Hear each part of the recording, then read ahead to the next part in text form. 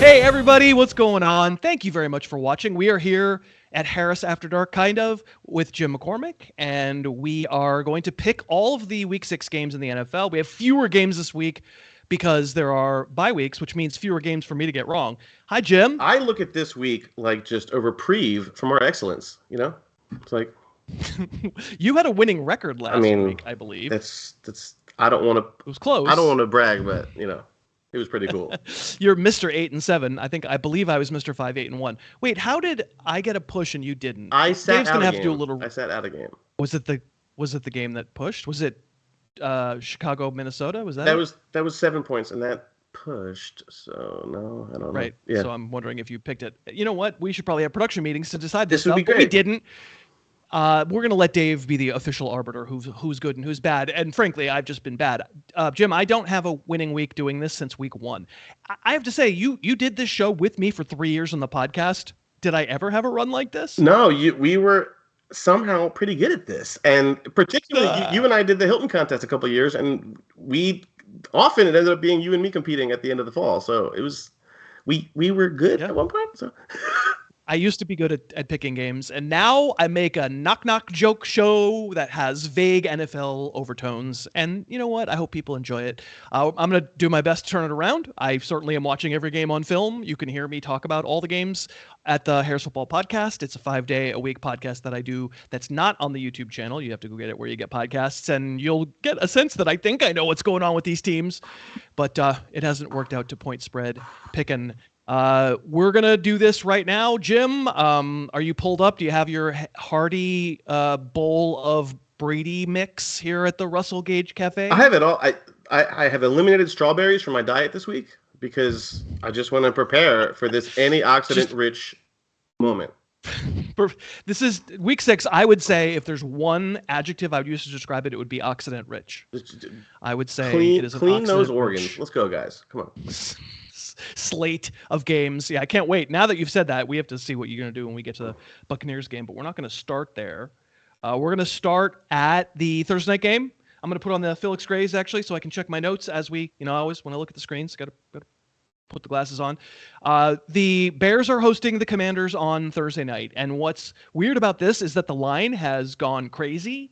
Like, we lock in our line at a particular time, and the line, like, if it changes, I'm sorry, but we can't help. We're recording the show when we're recording the show. But since the time when we locked in the line, it's changed 2 points. I don't know. Maybe by the time people are watching this, it'll be Bears minus 100. But we're gonna go with our original line. It was Commanders -1 on the road when we locked it in. Most recently, I've seen Bears -1, but I'm just going to give you Commanders -1. What do you think? Well, usually it requires an injury or some sort of update to change a line, but this was a press conference where Ron Rivera was just like, "Hey, buddy, it might be you." I'm actually going to let Washington give these points. I know Carson Wentz has been bad, and I'm somebody who sometimes enjoys that, but he's still competent enough. I still think they move the ball well enough. I just don't know how Chicago poses a competent offensive threat here. So I know Fields has looked better, but of the two guys, I'm just going to take the more competent offenses. It's almost a pick 'em. Like it's close. Well, it is close. I mean, no matter what, whoever's -1, it's pretty close to a pick 'em. You're kind of picking a winner here. Yeah. I'm gonna say Bears. Okay. They keep putting good halves together. I'm also getting a point, whereas now maybe by the time people are watching this, I'd have to be giving a point. So there's got to be some arbitrage there. But I'll be on the Bears side of this thing. I'll say +1. If they could put two halves together, where the offense, I have to say, I was pretty skeptical of Matt Eberflus, who, Jim, I'm sure you listen to the podcast and have heard me beg people to make a Eberflus mixtape to the tune of Even Flow. Oh my God. Eberflus. That needs to happen. I mean, right? Bill Simmons would steal that bit within minutes. It's great. Oh, he probably already has. So it's gone a little better than I thought. And if Justin Fields just ran more, he didn't run a lot in the first half. They weren't very good last week against Minnesota. They come back and take the lead with him. Did you see the run that got called back by holding, a downfield block? Yeah. That was a great He run, was, man. That's like a season highlight. And it was. I loved how confident it was. It wasn't just a broken play. It was like he saw it. Like, yeah. So I'm just gonna say maybe. What I'm gonna say is maybe. I'm rocking the Yacht Possums T-shirt here today. You like this thing? I got the Dow Strawberry Say No to Drugs 1986 because that was when he was advocating that. So on drugs, yeah, I believe that's when he was on drugs. So yeah, well this is a podcast joke again. I hope people who like the podcast are seeing this and are amused by the shirt. Let's move to Sunday games. Hey, there's no London game. What am I going to do with all these crumpets? I mean, I don't know what I'm going to do when my kids are screaming at each other and I'm trying to watch Kirk Cousins play football. Like, you know. Well, except for that won't be happening. So I know. You're actually going to have to talk to your children? Yeah, I have to be involved. It's really dangerous. That's not good. Yeah. Not good. Let's talk about the Ravens going to the they call it La Grande Orange, New York City. It's actually, and it's in New Jersey, but they're going to play the Giants. It's Ravens -5. What do they call like West Orange, New Jersey? Like I don't know what West is in French, but you know, I am still waiting for the shoe to drop with this Giants team. And what I mean by that is this offense is just not that good, and they keep holding up. I get the Wink Martindale thing. I get the we blitz 90% of the time thing. I get that, but I'm giving the points on the road here. First of all, Lamar Jackson's been great against the blitz this year, and I just don't think these guys are going to be able to keep up with them. And if this was a week ago, it'd probably be 7. So I'm strongly Ravens here, -5. But I will object to one thing you said, which is like I don't think the Giant offense is. I think it's going to be defrocked or whatever. Right. I mean, Saquon Barkley. Saquon Barkley can ruin any game plan because he's that good, and they have fashioned some manner of competent offensive line around him. Sure. At least to get him going, unlike last year where he just flat out couldn't get going. The Joe Judge experience. If you could distill the Joe Judge experience. If you could distill the Joe Judge experience to one like sound, not a word, just a sound. It's like yeah, or like I don't know, some sort of guy who got the wrong peppers on his sandwich. Like that's the noise.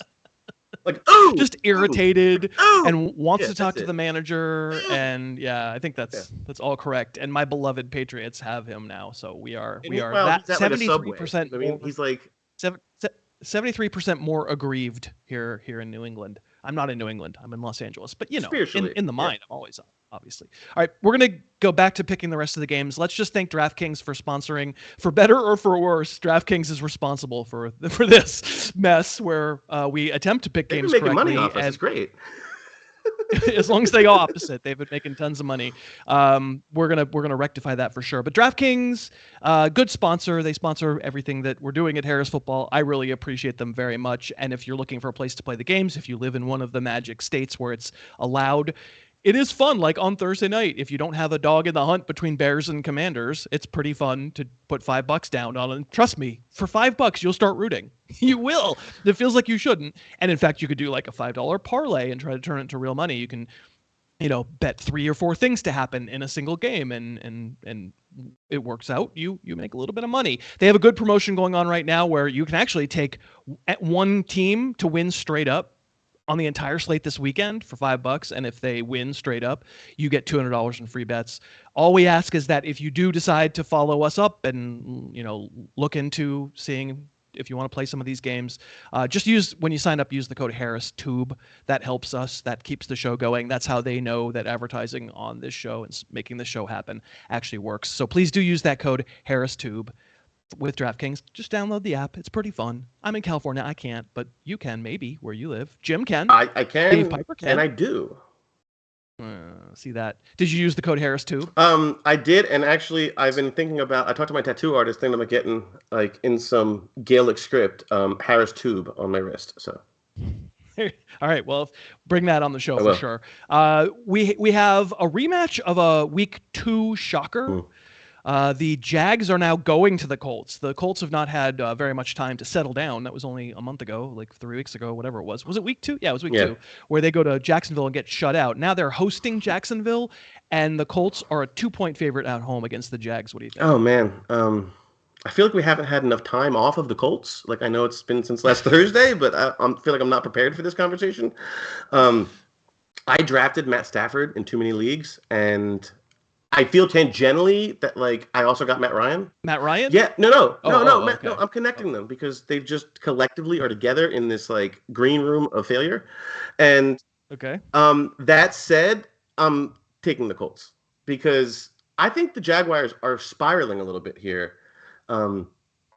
They've been bad lately, and Can you just say the team name again? It just makes my heart so happy Jaguars. when you say it. I swear to God, in my intentional, I cannot say the word correctly.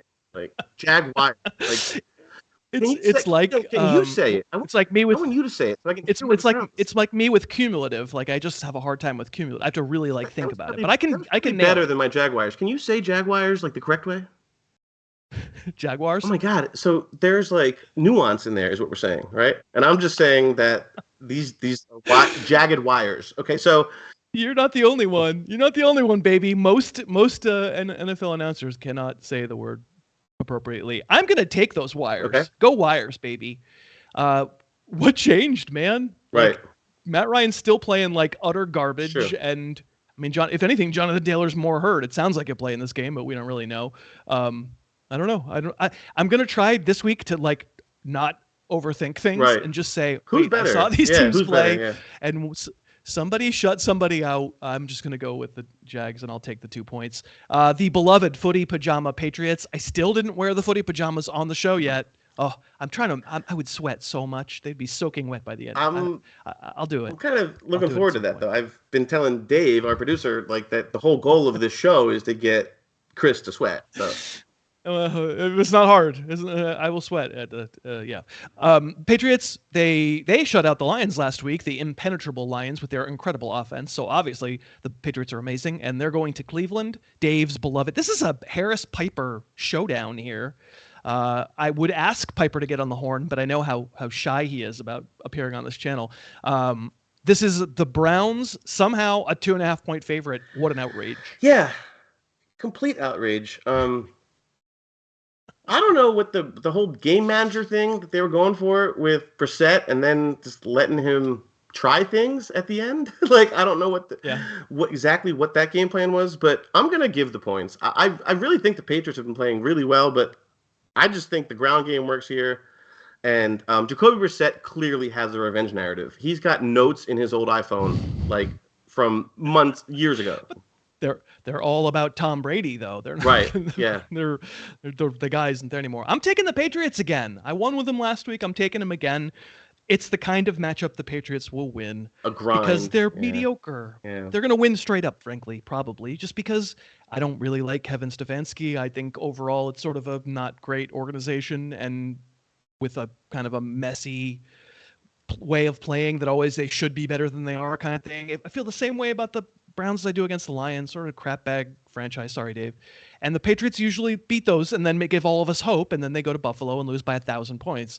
And for every Nick Chubb going crazy, I'll give your Mondre Stevenson going crazy. The Browns have been much worse defending the run than the Patriots have. So I win that debate. I just win it. It's clear. We don't need to play the game. The Patriots are going to win that straight up. I do want to say, though, that I mean, Bill Belichick gets credit for so many things, but particularly for not ever trying to have a fake beard. Whatever Stefanski's doing, it's like, I don't know if you guys, long time ago, but Karl Malone used to have a fake spray on hair. Like, Stefanski had some sort of like Razor Ramon kind of like bit going with his, like he's trying to fit into Cleveland. Like, it's not working. So, well, Belichick does have Matt Patricia on the staff. Another, can you give me if a sound effect? If Matt Patricia were a sound effect, what would it be? It would be the sound of, honestly, it might just be a loud fart noise in a. I just want to hear it. I just want you to hear it. I want to in hear a quiet room. Yeah, in a quiet room. That's it. While he checks his direct deposit from the Lions. Correct. 100% correct. And also a lot of facial hair. So Bill sometimes just stands under him and like just puts his chin up. And it's good enough. Delegating. He knows what he looks like with a beard. Yeah. No, I mean that's Bill all over. All right. hard one for us to pick now because the Saints have a lot of unknowns as of our recording this. By the time people are watching it, it might be far clearer. I don't know about you, but Bengals at Saints, not knowing the fate of, I don't know, the entire receiving core made it hard for me to know. We don't even know which quarterback's playing. Maybe that doesn't matter as much, but I'd like a receiver to be there. As of right now, the Bengals are favored by 2 in New Orleans. Yeah, I really wish we had more clarity with Olave, because I think he's like so far the kind of most Michael Thomas. Yeah, no, I just think what Olave is doing is really special for them. I am giving the points on the road because Jamar Chase and Joe Burrow went to LSU, and I mean, I have to go stick my head in the oven. Sorry. No. You're gonna win for these reasons. I'm gonna be very mad. My real reason is that the Saints are in disarray and they're relying on gadgets and gimmicks a little bit. So, what Taysom, you mean? And the just Taysom like even like the Kamara screen, like it's all just kind of scraping by a little bit. Right. When has Kamara ever caught a screen in a long way? That's never happened. Twice this year. Okay. Yeah, it's such a gimmick. That gadget play. What a gimmick. Alvin Kamara is gonna receive the ball? Like, dude, can't arbitrage. Last. Okay, fade that. I'm just using fancy words. Fade that noise, baby. I tell you, my instinct would be to take the points here. But I'm going to guess, like, we don't know. You and I just don't know anything about Thursday practice even. We don't know, right? So I advise everybody listening to check in on the Saints and see how many guys aren't playing. But I'm going to assume someone plays, and so I'm going to take the points. Saints +2. I don't want to play that game if I can avoid it. Okay, this is the big one. This is the where everybody pulls up to the Russel Gage Cafe and they check on your antioxidant level. It is the Buccaneers going to Pittsburgh. I think it's probably a national TV game. I haven't looked, but oh god, just because it's a big franchise and Brady, so maybe it's going to be Nance and Romo. I don't know. I don't even know which network has it, but it doesn't figure to be pretty. The Bills weren't pretty last week. I was just flat wrong. That number's too big. That number. Yeah. Was not too big, but it's the Steelers again, and they're at home, and they're getting 8 points. It still feels big for some reason. It feels round, the 8, but I'm giving it. I just don't think the Steelers can kind of do anything. I mean, the problem is I think they can't score against Tampa. Like, Tampa's defense has been pretty good. You're probably paying more attention to the individual defensive players than I am. It felt like there was a time early September. You're like, wait, is this Tampa defense, like, is it done? Is it over? The Chiefs just ran crazy on them. Like, is this done? It felt like last week. I'm not going to call it like an unbelievable test, but it felt like last week it was a bit of a correction, and it's hard for me to think that now the Steelers are going to score 40. But I would be pretty hard on the under here, and I'm also going to give the points. Tampa -8. The Atlanta Falcons. Do you know the only team in the NFL that's 5-0 against the spread so far this year? I mean, Arthur Smith does. He knows. And Arthur Smith of which company again? I believe we probably shouldn't say until they start paying us. Let's not keep mentioning the owner's company and the. I'm just gonna say it's like Netflix or something, like something that he literally produces the British baking show. That's what he does. So. Right. It's British Petroleum. That's exactly BP, right.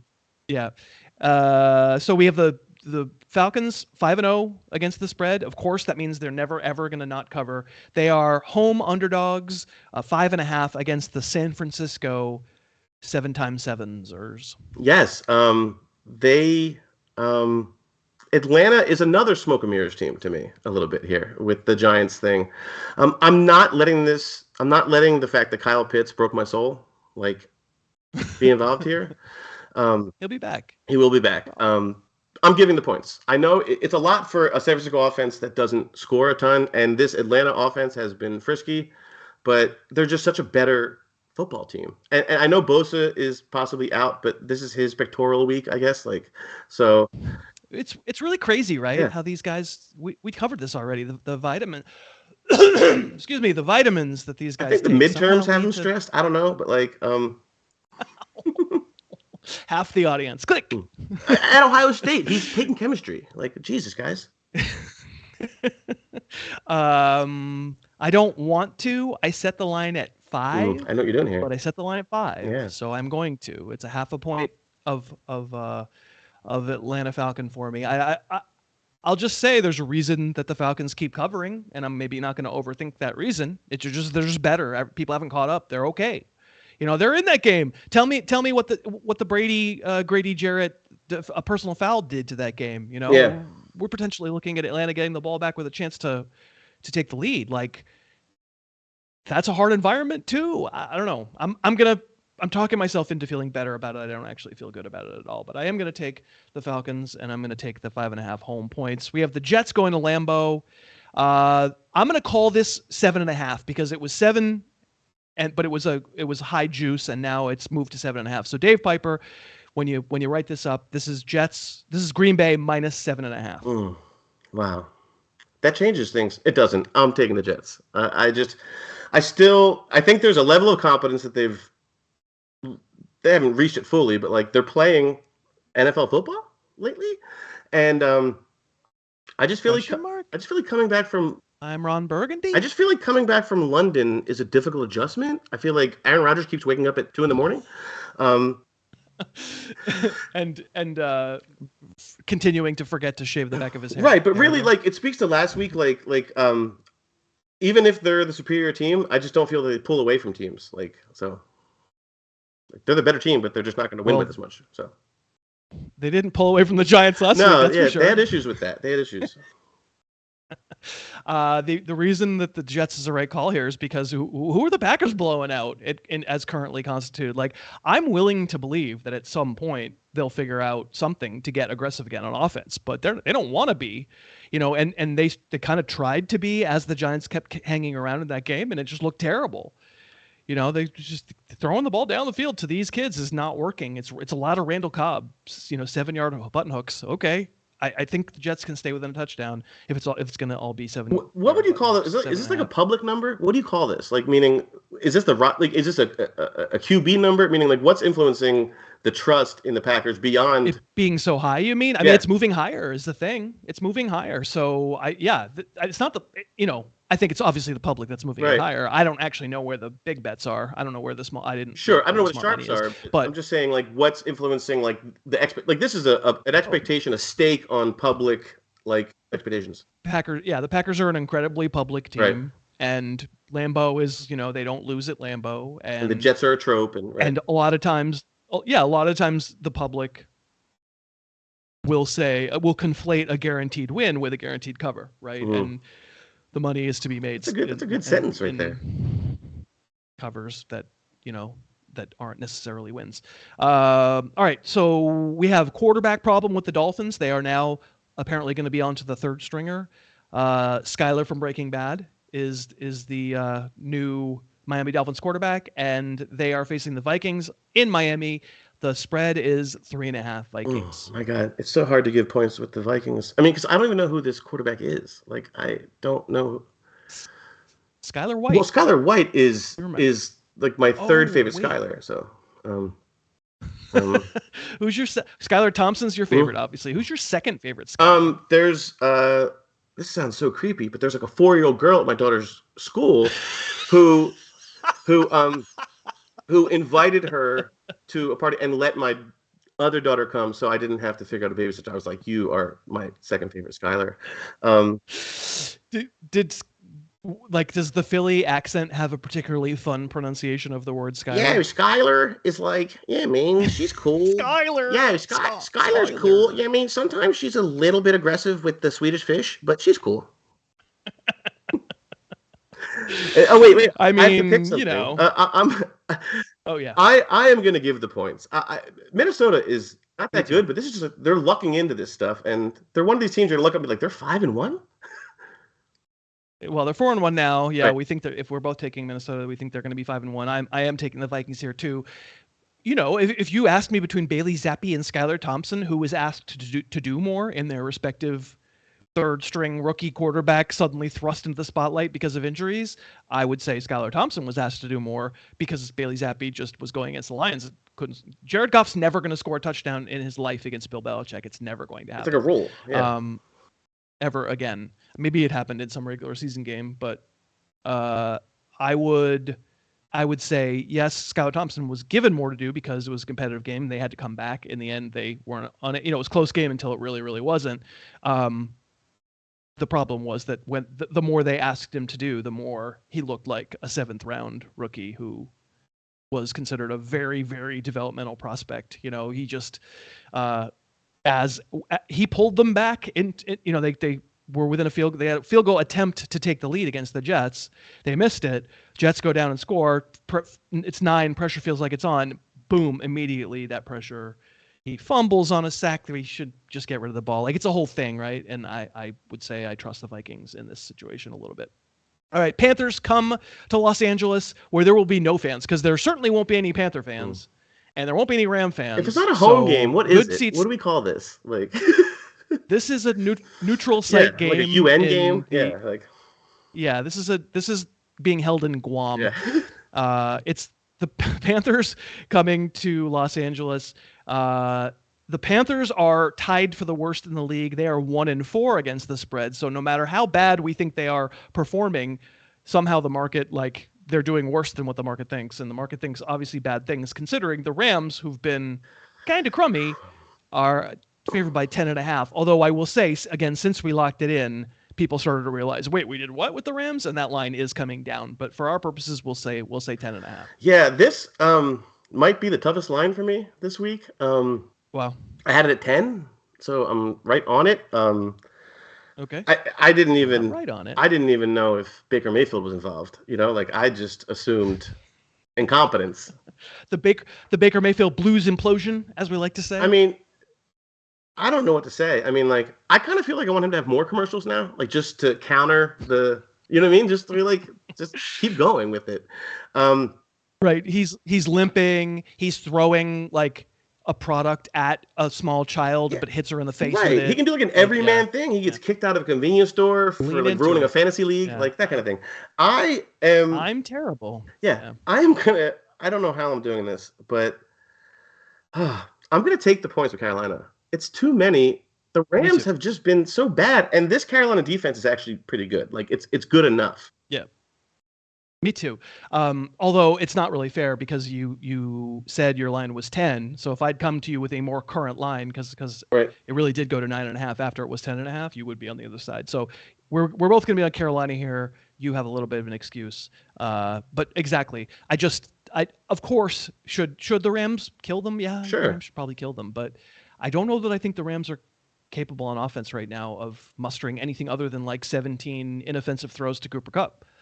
And if that's the case, Carolina can hang, not offensively, but they can hang, close enough. So I don't feel amazing about it. Obviously, it's the worst team I've seen play so far, but all it takes is a couple of Christian McCaffrey runs, and suddenly. I think the test of personal desperation is if you've hovered your cursor over Ben Skowronek's name, in fantasy, just over it, just to see. Another McCormickism, Skarnick. Skarnick. I don't know. Skarnick. It sounds like a Disney. It sounds Skowronek. Yeah, I'm sorry. It sounds like a Disney villain. It should be some sort of angry wolf. So I'm sorry. Skarnick. I've never seen The Lion King, but I know that Scar is a bad guy. Look from at this. The Lion This King. he just knows. I know. Well, I know. Yeah, I don't have children, so All right, where are we? Oh, Cardinals. Ooh. I kind of thought the Seahawks were going to be favored in this game. I set the line as a pick, but I kind of was surprised when I saw that the Cardinals are actually a road favorite by 2.5 in Seattle. Seattle's been red hot. And what is calamari? All I know is the calamari is going to get a much better flavor next week because DeAndre Hopkins is coming to save everything, because he was so good last year. I'm just kidding. I don't know what's coming to save these guys. I just watched them. I know Dave did this excellent YouTube breakdown on, the funniest thing I saw this week, and he's linking to it right now. And it speaks to kind of the ineptitude organizationally by them, because it wasn't just Kyler Murray sliding. It was, the spike ball and nobody communicating that to their franchise quarterback. They have a lot of problems. They're just not a very good football team. I mean, Isaiah Simmons is literally freelancing. He's not even tracing. He's just drawing whatever he wants. It's I drew a blue duck because I've never seen a blue duck, that kind of thing. What I mean is they don't know what they're doing on defense outside of having two safeties. No. What I mean is I have young children. That's also true. your metaphors are all like, this is like spilled It's a Billy Madison SpaghettiOs. reference. I mean, do you want Meg Ryan or Jack Nicholson 1974? So. I don't know, man. Both of those Yeah. sound okay to me, to be honest. We're both on Seattle, though. I think I heard somehow, in all that. yes, I think I heard you Seattle. taking Seattle. I would say if it stays at 2.5, I would buy the hook. I would be okay buying the hook. I don't want to lose that one by 3 because the reason I think you take the dog here. It honestly just feels like a stupid divisional game that's either 17-14 with 18 turnovers or 43-40. They're just going to be back and forth. And I don't think either defense is any good, and the offenses have been coherent. It's a close game, so I'm with you on the dog. I would like to buy the hook though. Okay, highlight game. Probably the regular season game of the year, at least as of so far. The Bills, fresh off absolutely waxing the Steelers. They go to Kansas City, the site of their demise last year. For me, the question is, can Josh Allen calm down? Because this is it. The entire season, in all seriousness, not even a joke, it boils down to this. Can we go exercise these demons? They're probably happy that it's in Kansas City. They can go to the exact same scene of the crime, as it were. And it seems to me Josh Allen could just hyperventilate his way through this game and not play very well. But if he's under control, the Bills are actually a 2.5-point favorite in Kansas City. wow. I mean, some of these sometimes stats are just thrown out for just to fill your brain with emptiness. This one stuck with me, that Mahomes has never been a home dog. That was just I never thought of, obviously that makes sense, but it's just it's interesting to think this is the first time he's been in this position. I just think that the Bills are the best team in football, and I'm going to give the points. I am too, -2.5. I feel stupid because I just saw Mahomes do it again, but every time I watch the Chiefs play, I go, they're a good team, and they're so dramatically flawed. And all it takes is a couple of plays. The Raiders weren't good enough to take advantage because Derek Carr's not good enough to take advantage. Derek Carr, those couple of throws to Devontae Adams, the greatest throws you're ever going to see. But on a 4th and 1, do I think Derek Carr's going to get it for you? He's going to find the high leverage stuff. Yeah, he's just that's just who he is, And I mean, the second Devontae Adams, or maybe the first Devontae Adams touchdown, was a 4th down. It just wasn't the 4th down, right? I'm going to trust Josh Allen can make that play. So I'm with you. It just feels like they exercised the demons this time around. All right, the Sunday night game. I wonder if you have any rooting interest in this one. Cowboys. I'm already Philly. I'm in the parking lot. You don't even know it. I'm in the parking lot right now. This is being done from. Are you actually going to this game? Are you going to no, because it's it's a whole restraining order thing. It's Against who? Against you on whose part? On Howie Roseman, on one particular guy? It's been a weird relationship. I've told him good things and some other things, and I just want to say that this is another smoke and mirrors team. The Eagles. The Eagles? Yeah, I agree. They no. Totally smoke. Oh wait, that's not who you're talking about. I'm gonna take the points with Dallas. So the points here, I may not have said the Eagles are a 6-point favorite. I'm gonna play down an NFC East. What's funny is that this was as recently as 24 hours before we're recording this. It was 4.5, and since we decided it was 6, it's gone up to 6.5. So there is obviously a lot of public money that's coming in on the Eagles here. I'm going to go Cowboys. I don't feel strongly about it. It's a 0.5 point off from my line. I kind of wish it had stayed at 4.5, that I could just be on the Eagles and feel kind of comfortable, because it's not going to be comfortable. So you had it at 5.5? The smoke and mirror with. Okay. I had it at. I had it. Okay. I guess I had it at 5 when it was 4.5. So gotcha. I'm a point off now. I don't do. You're right. I don't do 0.5 points, but the smoke and mirrors aspect is Cooper Rush, is the Cowboy offense. That's the real question. I think you'll probably agree, as skeptical as you are sometimes about the Cowboy defense. Oh my God. I can't believe, first of all, that I mentioned a cornerback on a fantasy football show about busts, which I did. I mentioned Trayvon Diggs. I also can't believe I chose one of the better cornerbacks in the league. So it's just you can choose anything you want, and I chose that. So well, he's a feast or famine kind of player. He can certainly get himself into trouble, but he also he went to Asante Samuel U. Yes, pretty good.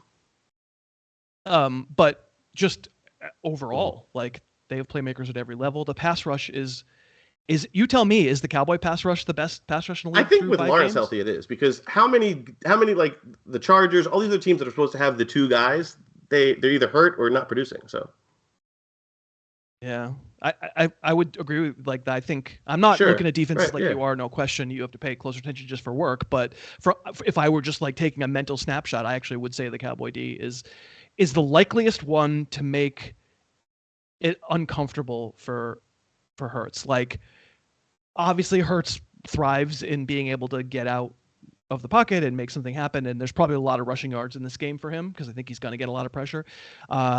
The funny thing is, like, you came on the podcast right after the Viking game, and we were both like, "Holy moly, Jalen Hurts! What? This is the full flower of Jalen Hurts." You joked like, "Wait, he's throwing to the middle of the field and the left-hand side of the field," because the joke was all he ever did was throw right. Yeah. Right? He only threw to the right side of the field. And so, since then, like this Arizona game, I did not feel like he played very well as a quarterback. I felt like I saw a lot of regression, a lot of like dump offs to Dallas Goedert that just kind of worked out, where a lot of times if they don't, and I mean, they're ahead pretty comfortable in that game, and then the offense kind of dries up, and that's how Arizona has a chance. I'm not trying. The Eagles are very good. I don't know if they're the best team, but I think they are very good. But I say if anyone is going to put Jalen back in that shell, suddenly you can make a whole bunch of mistakes again. I think that Arizona, their thing was just blitz. That's what they do. They blitz. But that shouldn't work against. No, but the Eagles overreacted and just screened everything. It was the most screens in stats and information history, which I'm using ESPN information, but it's like since 2006, no one's thrown this many screen passes to wide receivers. 15 of them. Yeah. That's pretty crazy. 15 wide receiver screens. My point is that they were like, I think they're overreacting a little bit lately. As a team, offensively, they're overreacting to their opponent. And like, if you're supposed to be one of these like will-imposing teams, you should do what you want to do. And I just feel like Hurts has regressed a little bit here, and Well, we're both focusing on the one way where you're going. Yeah, I acknowledge the Cowboy defense could give us trouble, but of course the other part counts too, and the Eagle defense is very good as well. So I understand your point. I just think they keep it close. Yeah. And Mike McCarthy looks like a guy who works in suburban Philadelphia on like drywall, and so it works. It works that he will subliminally like overcharge you for scenes. He's like, yeah, that is $2,000 right there. Let's overcharge and let the Eagles cover. Last one, Monday Night Football. Broncos on national TV again to torture our eyeballs. They face the Chargers at home in LA. The Chargers are a 5-point favorite, and it will feel like a Denver. I just can't believe we get we get to see the Chargers be the Chargers, which they're often the Chargers, meaning they do Chargers things, like make massive mistakes and limit themselves. At some point, like you had a great point earlier, which was just, at some point, like, skip the analysis and, like, what are you watching? And Denver is running around a laser tag with no manager. Like it just, Billy took over the controls, and we don't even know who's winning. Like, I don't even know who is winning this laser tag. And Russell Wilson, you're better at this than I am in terms of, like, understanding, how appropriately to react, right? Like, I'm pretty good at overreacting. Sure. You listen to the podcast on Wednesday, and so there's something really happening here. And so and you said it first, I know, but the Hackett thing. You're not allowed to say this stuff. I'm sorry. You're not allowed to say that I second guess every single call. It's like, say that inside your head, okay? Like, yeah. No, I mean, the Hackett thing matters for sure, and especially we're talking about covering point spreads. It matters. The lack of functionality for the Broncos, I put more on Wilson, at least in the offense. I put more on Wilson, at least during that Colts game. I talked about it on the podcast. I don't need to rehash it here. There are throws to be made. There were good play calls that Hackett made in perfect situations that Wilson just blew. The game shouldn't have been close. Matt Ryan's terrible. Like, the Colts offense is not working right now. There's no way that game should have been close. I'm with you. I don't think it's like a no-brainer, because like the Chargers are insanely stupid. And like, I don't care what analytics say, not kicking that field goal there and letting the Browns have the ball in Charger territory at the end. I'm sure Piper does not want to relive that because of the missed field goal, but unbelievable. I still am not going to overthink it. I'm going to say Chargers -5 as well. In this litany of horror that has been my picks the past few weeks, at least I've been getting the best bets correct. Last week I had the Cowboys here in Los Angeles getting 4.5 points. I just thought they were going to win straight up, and they did rather easily. I think you might have had the Eagles. Yeah, is that right? Yeah, I did. And if the game stopped in the first quarter, I'd be right. So it didn't. So who's your best bet this week? The Ravens -5. I just feel like. Are you serious? I can't believe it. It's just, oh my god. We really don't communicate this, and that's who I like. Like we absolutely do not.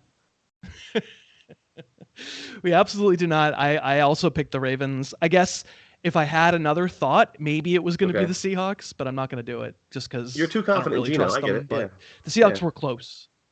But I'm right there with you. The one that's bold on my list. I cannot lie. I would show you the screenshot right here, but it is in fact the Ravens. And so we both are going to sink or swim. When we've gotten the same best bet this year. We're 0-1. We were wrong. So, but it was close. I believe it was the Patriots against the Steelers, right? Yeah, there was some reason behind it. I mean, I'm not sure what we're doing. So it was. I mean, Gunnar Olszewski doesn't have a punt go off his face. We probably win that bet. But to be honest, Gunnar was an embedded Patriot, so I was okay with that. Anyway, let's not relive bad beats in the past. That's the only thing worse than that is people talking about their fantasy team. We are going to crush it this week. All my picks were correct, and so any ones that Jim where we overlapped, obviously he's going to get those right too. Otherwise, tough luck, sucker, because clearly this has to even out for me. I don't even know how the math works, but I'm just going to win 10 games. I don't know. There's bye weeks, but I get it. The thing I know about professional gambling, I'm not a professional gambler. The thing I know is that always just keep betting more and more and more because eventually you always win. I mean, the odds get more in your favor. I mean, my uncle texted me during the Chiefs game and he was like, "What do I do?" And I just said, "I'm going to bed, bro." Like, I don't know. Cousin Josh texted me during the Chiefs game and at right before halftime and said the live line was Chiefs +5.5. Should I take it? And I was like, I dithered, and then the Chiefs scored. And I was like, "You should have taken it." He was like, "I know, I should have taken it." All right, well, this was fun. Dave Piper, thank you very much for producing it. I am thankful to DraftKings for sponsoring. I'm thankful for Jim McCormick's friendship that he joins us every week. That's awesome. I'm thankful to all of you for watching. As always, I forgot to ask Dave for this week's winner. Dave. I'm gonna just say, I'm gonna make my mouth move, but the person whose best bet you find that was correct, just put it in words below me right now as I say their name. Ethan Houghton taking the Saints, saying Geno will fall back to earth. Congratulations, that's awesome, well done. But we do want to say, sorry that I forgot, but we do want to see your best bets down in the comments. Tell us of the lines that we just said, what's your favorite play, the one that you'll be playing on DraftKings or wherever you play. We would love to hear it. Again, for Jim, for Dave, I'm Chris. Thank you again very much for watching, and we'll see you next week. Thanks so much for watching. Please, please, please smash that like button, write a comment, tell us who else you'd like to see us review film on, and of course, best of all, please subscribe to our channel and then click that little bell above the subscribe button and you'll be notified whenever we post a new video.